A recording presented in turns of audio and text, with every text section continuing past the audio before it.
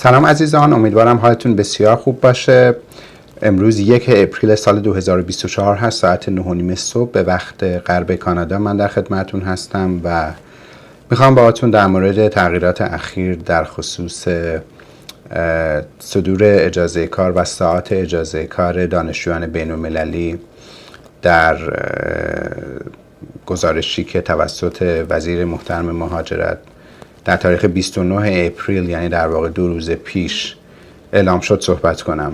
قبل از اون یه تاریخچه‌ای بهتون از این تغییرات عرض کنم تا شاید بهتر متوجه تغییر و روند تغییرات اتفاق افتاده بشید. دانشجویان بین‌المللی در کانادا 20 ساعت در هفته اجازه کار داشتند. این اجازه کار آف کمپس بود، یعنی می توانستند در واقع با امپلورها یا کارفرماهایی که حتی خارج از کمپس دانشگاهیشون در انواع شغلها غیر از شغلهایی که لایسنسینگ های خاصی میخواستند نیاز به نیروی کار داشتند استخدام بشن، در اونجا کار کنن و حقوق دریافت کنن. حتی در برخی از پروسه های اقامت دائم در سیستم اکسپرس انتری و برخی پروسه های اقامت دائم در سیستم های پروینشیال نامینی پروگرام، یعنی برنامه های استانی اقامت دائم، هم بخشی از اون ساعت کاری که از 20 ساعت در واقع کار دانشجویی مشغول کار بودند، اگر در یک مشاغل خاصی این کار انجام میشد، میتوانست برای اونها برای امتیاز آوری محاسبه بشه. بعد از تغییراتی که در کووید و در واقع دوران پست کووید رخ داد، در تاریخ 15 نوامبر 2022 در واقع تقریبا میتونم بگم 1 سال و چند ماه پیش اعلام شد از طرف اداره مهاجرت که به این منظور که خیلی از دانشجویان مشکلات مالی دارن میتوانن شروع کنن به شکل فول تایم کار کردن. و فول تایم در قوانین اداره مهاجرت به معنای 30 ساعت کار هست. چیزی که اعلام شد به این معنا نبود که اونها باید تا 30 ساعت کار کنن، بلکه اعلام شد میتوانن به شکل فول تایم کار کنن، ولی اگر اون کارشون جزو مشاغل مربوط به اقامت دائم بود، 30 ساعت از اون برای امتیاز آوری میتوانست محاسبه شود. البته این در صورتی بود که اونها در واقع سیستم دانشجویی و اشتغال به تحصیل خودشون رو هم ادامه بدن.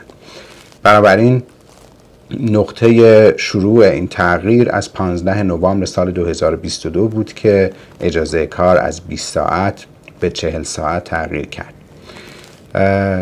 وزیر محترم مهاجرت، پناهجویی و شهروندی کانادا در اون تاریخ اعلام کردند که اتفاقی که افتاده تا تاریخ 30 دسامبر سال 2023 پابرجا هست. یعنی در واقع تقریباً این پروگرام برای 13 ماه و نیم اعلام شد که به شکل یک پالیسی حمایتی اتفاق خواهد افتاد.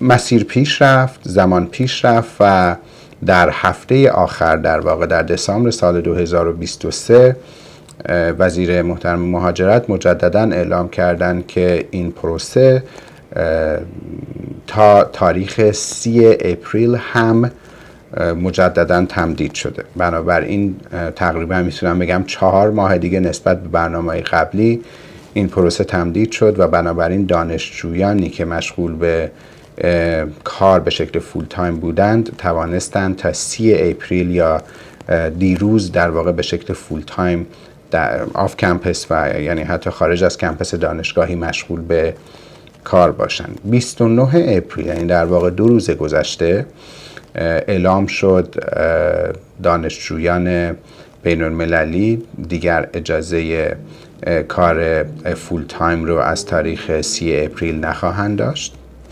یعنی در واقع از بعد از 30 اپریل، یعنی 1 می که در واقع امروز خواهد شد، من مطمئن نیستم که در اول ویدیو تاریخ 1 اپریل اعلام کردم یا خیر امروز 1 می هست. 1 می 2024 اگر که اشتباه گفتم عذرخواهی میکنم. قرار شد که دانشجویان مجدداً اجازه کارشون به همون شکل سابق، یعنی 20 ساعت در هفته برگرده. برخلاف اطلاع رسانی اشتباه بسیاری از سایت ها و اطلاع رسانی های عمومی در سوشیال مدیا که دیده می شود، این تغییر به 24 ساعت هنوز انجام نشده است، بلکه وزیر محترم مهاجرت اعلام کردند که برنامه‌ای داریم تا تغییراتی نسبت به افزایش 20 ساعت به 24 ساعت از پاییز سال 2024 اعلام شود. بنابراین ما تا این لحظه که خدمتتون هستیم و همین الان سایت رسمی اداره مهاجرت و بولتن مخصوص به این موضوع روبروی بنده هست، مشخصاً جمله بکار رفته در خصوص این هست که در پاییز اعلام می شود که این اتفاق خواهد افتاد. بله، من میخوام دقیقاً متن رو این تیکه رو براتون بخونم. This fall, we intend to change the number of hours a student may work off campus per week to 24 hours. Intend فعلی است که به معنای در نظر داریم، برنامه داریم، به این معنا هست و گفته میشه که همونطور که عرض کردم از پاییز احتمالاً این اتفاق خواهد افتاد. کلاً تغییرات در واقع شگرفی در موضوع استادی پرمیت در هفته های گذشته داره رخ میده و به هر صورت امیدوارم که موکلین محترم مجموعه یا مخاطبین محترم سوشیال مدیای ما اطمینان داشته باشند که در خصوص این تغییرات حتما با متخصصین امور مهاجرت مشورت کنند و از گرفتن اطلاعات از فضای مجازی در صورتی که رفرنسی برای اون وجود نداره خودداری کنند. با لایو دیگری یا ویدیو دیگری در چند روز آینده در مورد آپدیت های دیگر مهاجرتی در خدمتتون خواهم بود. در پناه خدا باشید. خدا نگهدار.